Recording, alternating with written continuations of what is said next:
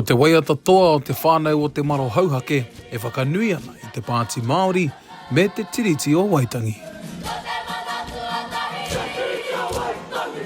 Aha ko ana kūrakuraki o te wā, ko tāku he tautoko hoki i a rawiri me tōna kāhui me te pāti Māori e ni korau ki aia i tērā wiki e mihi ana ia ki a mātou mō tērā waiata.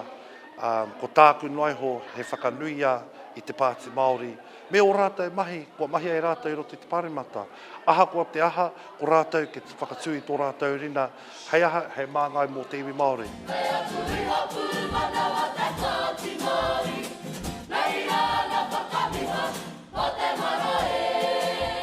He titonga hau te waiata nei nā Ed Te Moana me te Whānau o Te Maro Hauhake.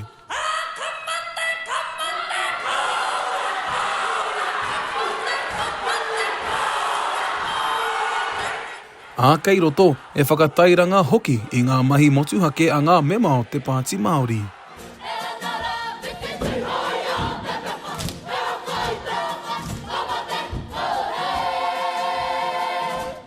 Me te aha katahi anō te poari o te kurataka waenga o Tauranga ke whakamōhio ki tōna hapori a kura e whakaū tonu ana i ngā āhuatanga o te tiriti o Waitangi ki te kura.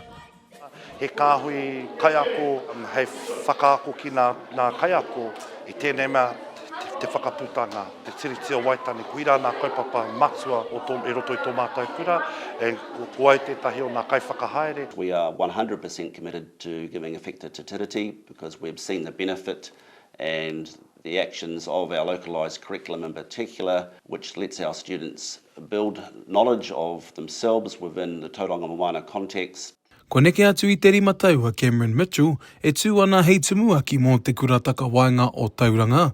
Hei tāna, e toru te kauma iwa ōrau o ana tamariki he Māori.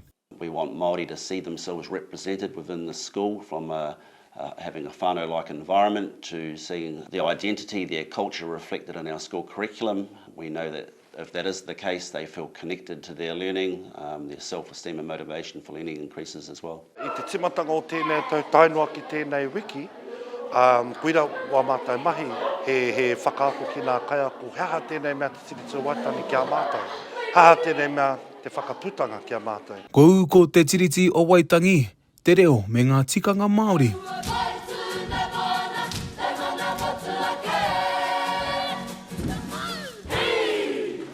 Ko ngā tamariki, te take, Te Kawa Paora, Aukaha.